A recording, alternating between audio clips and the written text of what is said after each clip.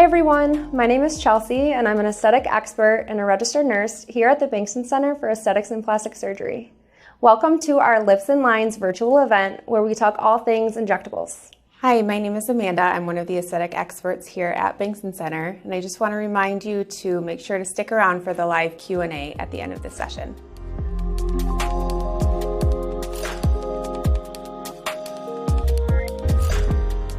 HA fillers are hyaluronic acid gel-like substance that is naturally occurring in our body. They are hydrophilic, so they therefore draw in water, which is a great option to be placed in the lip because it adds a subtle volume and also can be very hydrating. They're safe and effective because they are naturally occurring in our bodies and is a great option to be put in different areas of our face.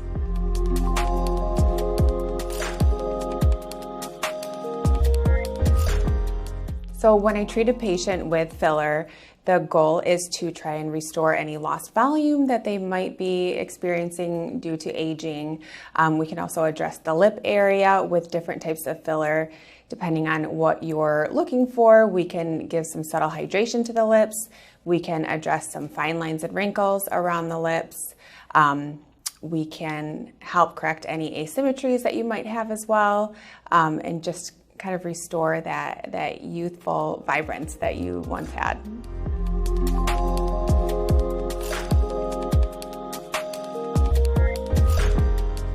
So when a patient comes to me looking for added volume in their lips, but they're afraid to look overdone or that they have overplumped lips, I tend to steer more towards specific types of fillers that don't necessarily draw in too much water into the product.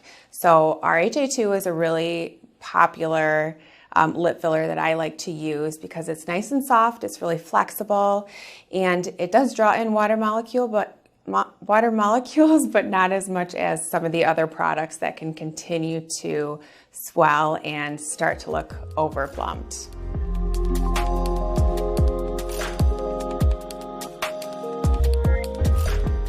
When treating fine lines on the face or the neck, a go-to product of mine is RHA Redensity. RHA Redensity is really great at filling in the line without changing the actual size. So it's not going to add any volume to the area. It's just going to really smooth out, the fine lines and inadvertently, provide a very natural appearance.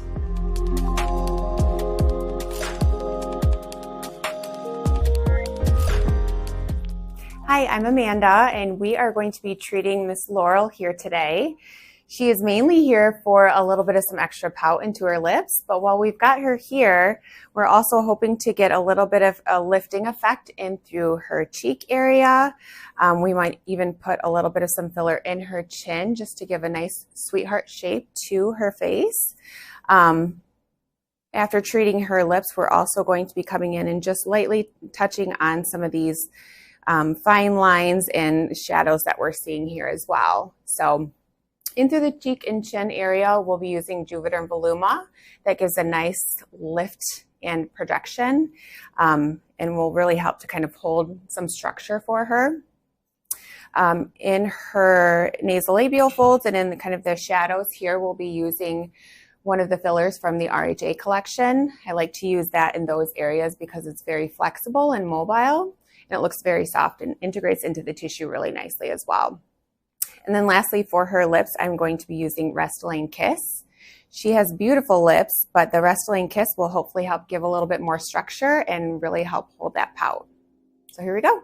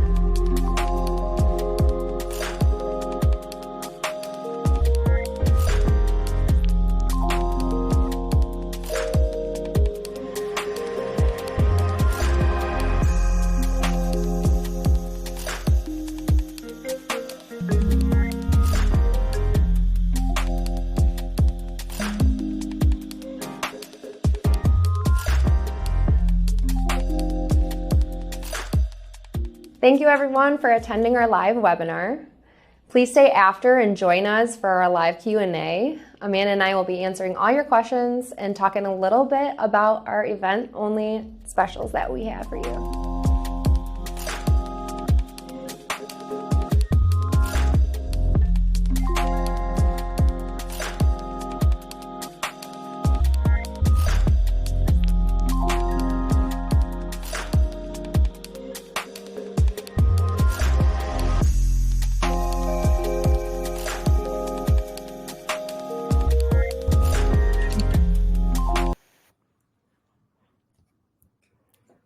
Hi. Hi, everyone. Thank you for joining us this evening.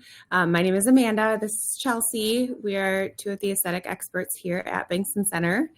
We are entering into the live question and answer portion of this webinar, so feel free to submit any questions that you may have, and we will try to answer them as best as we can. So our first question that we have is how do hyaluronic acid fillers differ from other types of filler? So here at Bankston Center, we only use hyaluronic acid fillers. And the reason for that is because the fillers tend to stay very nice and soft and flexible, really do a great job at looking very natural. One of the really great things about hyaluronic acid fillers is we do have a product that we could use to dissolve filler. So of course there's always the complications that can arise with any treatment that we perform, but with hyaluronic acid fillers, we have an enzyme that we can inject to dissolve filler if for some reason we see any type of adverse effect. Next question. Before my lip filler treatment, can I do anything to help with swelling and bruising? Absolutely. So anticoagulants like your aspirin, blood thinning agents, caffeine can have a little bit of that effect as well, avoiding any type of alcohol, and then as well as taking arnica, which is a remedy, homeopathic remedy that you can take a few days, recommended about 5 days before. It comes in an oral tab that you can take. It just dissolves right underneath the tongue.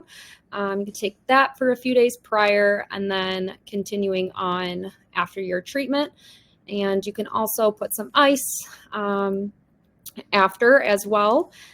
Stopping any like vitamin E, fish oil can be beneficial also. Next question, can you treat necklace lines on the neck with these fillers? So yes, you can. We have a couple different types of fillers that we do tend to use for necklace lines. We have to be very careful because the skin here is very, very thin. So we don't want a product that's too thick or robust because you will see little lumps, bumps, or kind of ropes in those areas. One product that I think a lot of us use in through the neck area, it's from the RHA collection. It's called Redensity. It's a really nice filler in that it's not giving a lot of extra plump or volume.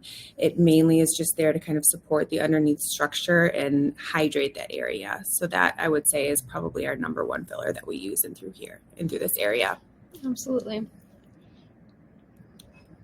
Next question. Let's see. Can fillers help with smoker lines around the mouth? This is kind of a difficult question. I would say that yes, it can help. It's just really all dependent on kind of how deep those lines are. The mouth is a very complex area. So around the mouth, we have a muscle called the orbicularis oris muscle. So of course, as we speak, we're always constantly moving this area, sipping out of straws. Typically, people call them smoker's lines, but it's much of kind of a myth. Yes, they can happen because we're pursing our lips, but they can also form in other ways too. So I like using a combination of treatments with collagen stimulators, including your like soft wave, any type of treatment that's going to stimulate collagen in that area in combination with a little bit of Botox to kind of settle that muscle movement. So as we style, some people, their lip will kind of tuck underneath. It can help with pursing the lip kind of prevent those lines from getting deeper. And then, yes, of course, fillers can also be placed in that area just to prevent that pursing and that line from forming deeper. But it does a really nice job at softening those fine lines. Yeah, and to piggyback off of that, we do have some really nice laser treatments that could also be performed. Sometimes those lines can just be very, very stubborn, and it could just be that we need to do some resurfacing of the skin or the tissue there just to kind of soften that even further.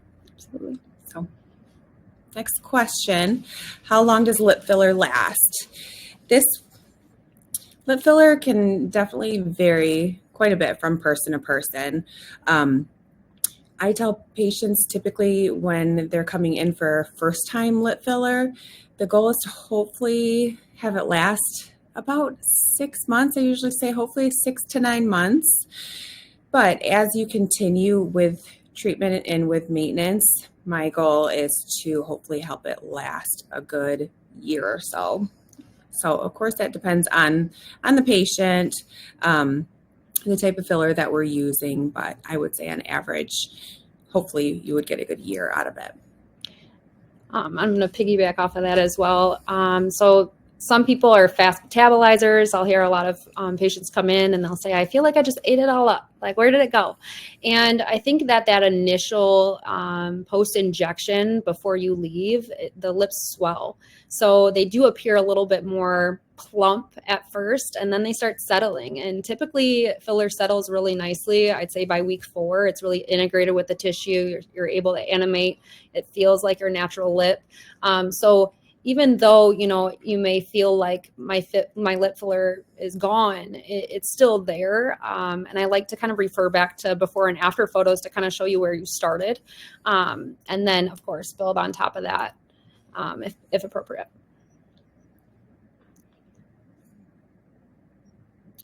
Okay, next question. Tell us more about collagen filler, how it builds collagen in the face, and can it be used in the lips as well?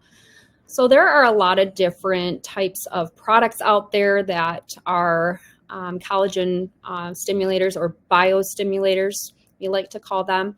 One is Sculptra. It's going to stimulate the collagen that's in the dermal layer of your skin in appropriate areas that it can do so. So the reason for this is to stimulate the collagen because your tissue is thin. So we need to support the structures that kind of lie behind them and then on top. So your surface of your skin, and then of course you have your bone. So in the lip, I would say, no, it's not an indicated area for the lip, but there are, of course, laser resurfacing that can really do a great job and very efficient at stimulating collagen to support the lip. But that was a great question. Next question, who is a good candidate for fillers?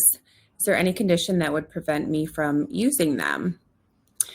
Oh, that's a loaded question, but I would say overall, I think many people would be a good candidate for filler, especially if you are feeling like you're losing volume in your face, if you feel like you're starting to notice like descent of like the tissue of the cheeks, you're starting to notice your lip flatten, starting to notice any kind of like jowling in through here. Our chin starts to recess as we continue to age as well. So if you're feeling like you could use a little bit more projection in the chin, that's definitely a great area that we can treat as well. So, if you come in and have a consultation with one of us or our other injectors and kind of explain to us your concerns that you have, we can definitely give you an idea of what different types of fillers, injectables, modalities that we have that can hopefully help to treat that area and kind of further improve that area. Absolutely. I think that with being a good candidate for fillers, it's really a matter of kind of how much of volume you've lost from aging process, whether it be from weight loss. A lot of surgical patients as well kind of cross over to come see us because they need a little bit of revolumization. So it's really nice that we can offer on the non-surgical side that the surgical patients as well.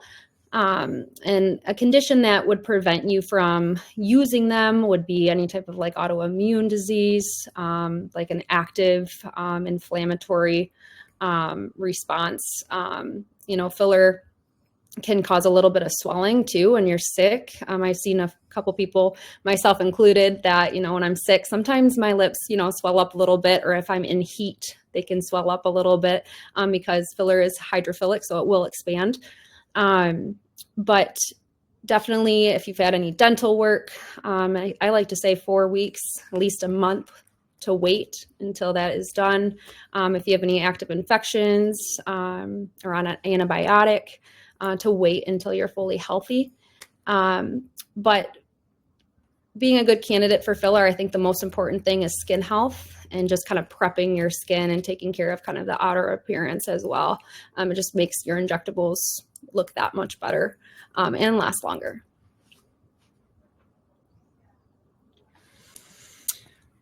Okay, next question. How often does someone like your sample model, Laurel, have to get lip filler? Since she has had lip filler before her treatment that you showed her getting, just wondering how often I would need to get my lips done if I wanted lips that have a similar plumpness to hers.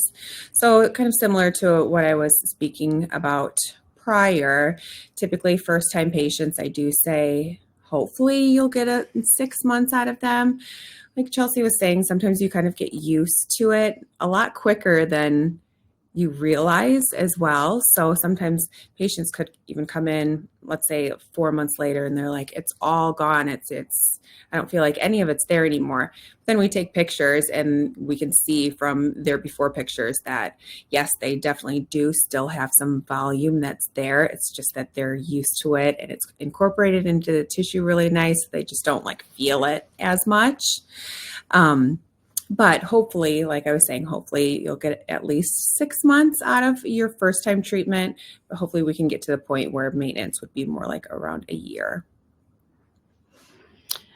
Also, I am a senior citizen and wonder if it's ever too late to use these products with solid results. I would say it's never too late to start, taking care of your skin and leading to the injectable route. I like to incorporate a little bit of neurotoxin or a wrinkle relaxer to start off with, especially kind of in this center area that we call the glabella. Those muscles are depressor muscles and yield great results. But it's always kind of just making sure that you're taking care of your skin, incorporating a little bit of medical grade skincare, as well as some laser treatments, just other modalities that are just going to improve overall skin health is a great start. Next question. Can you do a consult and treatment on the same day? Yes, you can. Typically, we schedule consultations for about an hour, hour and a half. So depending on, the questions that you may have and everything that we assess and discuss with you options-wise, if a patient does feel like they are confident moving forward and we have the time to do so, then definitely we can treat you on the same day. Sometimes if somebody seems to kind of be on the fence, or if they want to go back and talk with their significant other or want to kind of do some additional research themselves, then I definitely say, here's my card, here's all the information, here's a quote of the different options that I'm giving you. Feel free to take some time to look this over, email me with any questions, and we can always get you back in for the treatment. Next question, what can be used for a downturn mouth? So it's really dependent on kind of presentation. So we can do a couple different things, one being a neurotoxin. So we have muscles that kind of pull the corners of our mouth down, called our oral commissures. And the muscle right here is called the DAO. So it will pull down kind of when we frown, and over time that can kind of tug down the corners as well as volume loss in this area.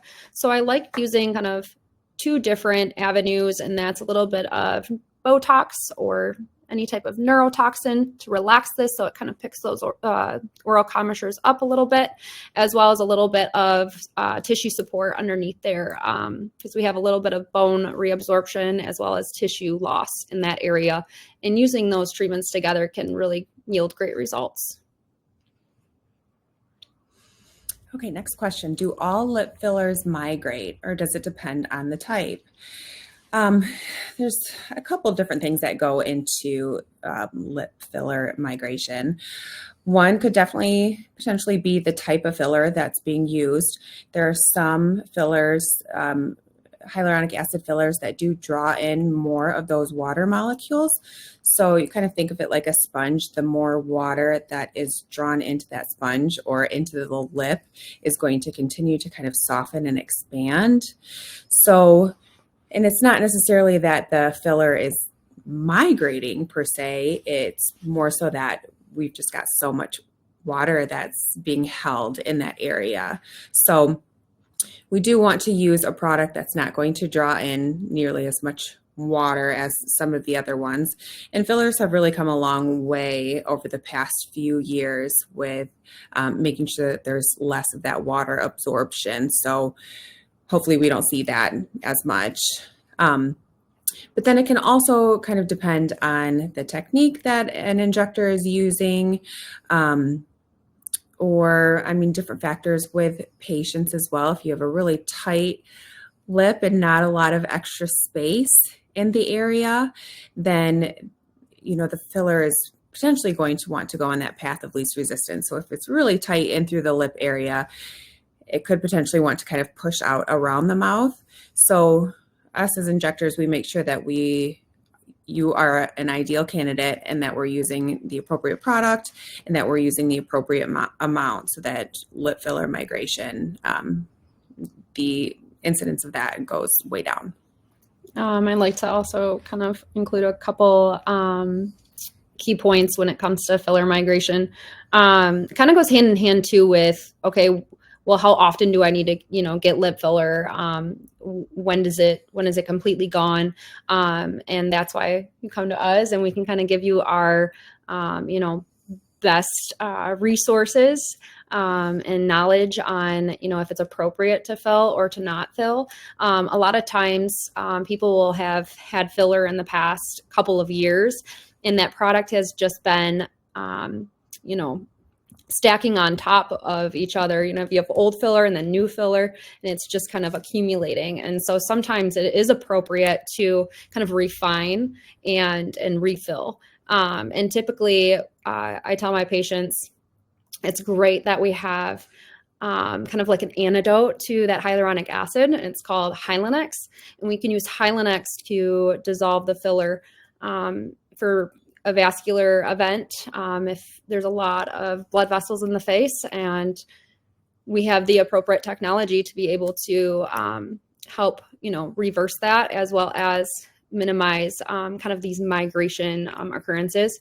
So I think the best bet would be just to come for a consultation, and we can kind of tell you our appropriate guidance on, whether you're a good candidate for, more filler or not.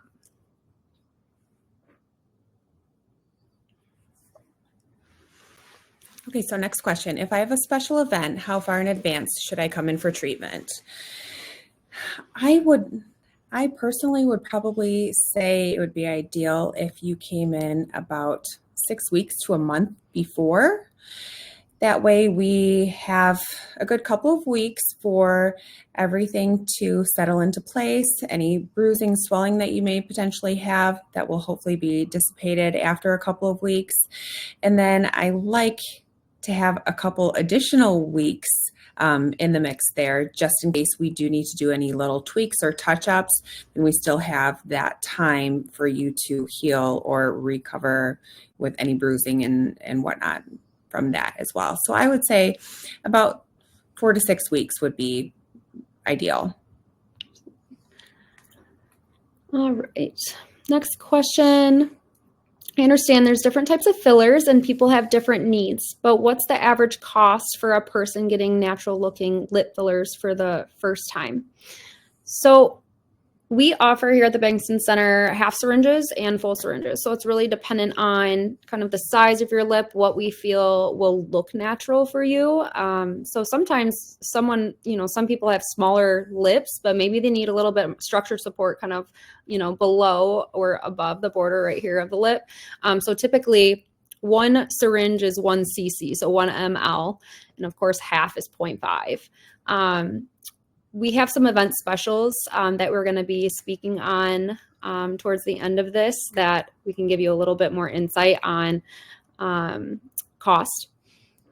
But typically 1 syringe, I don't like to refill lips after kind of that 6-month period time and kind of stacking on and building on that product. I like to let it kind of naturally settle in before we refill.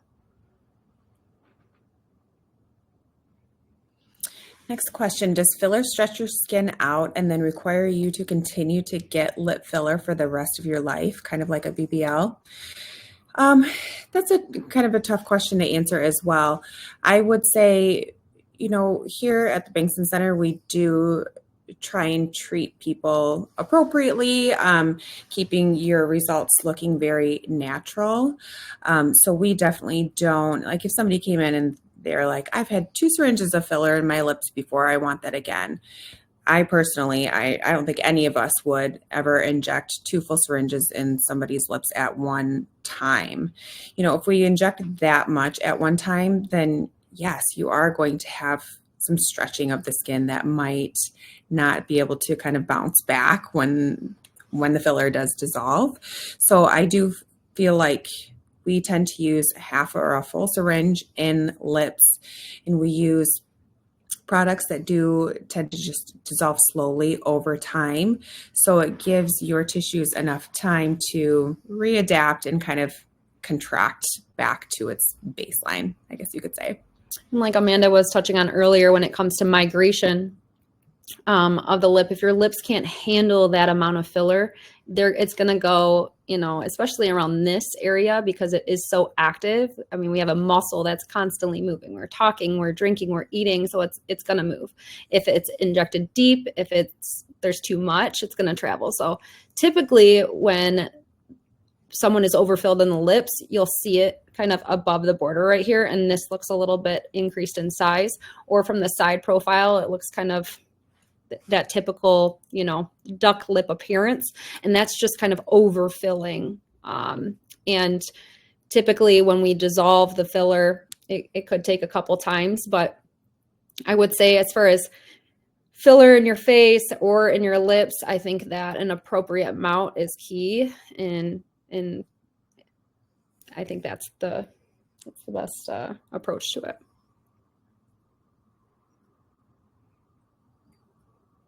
Next question, will you be letting us know the special pricing is for anything that has been discussed? I already have an esthetician at Bankston, so I declined this survey question. Okay. You can share the special, I apologize. I'm reading a couple different questions on here.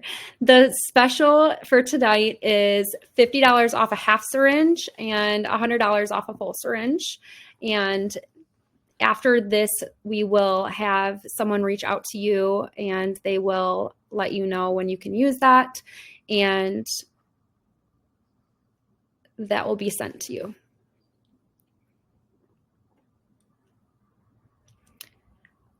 All right, let's just check. We're just seeing if there's any other questions here.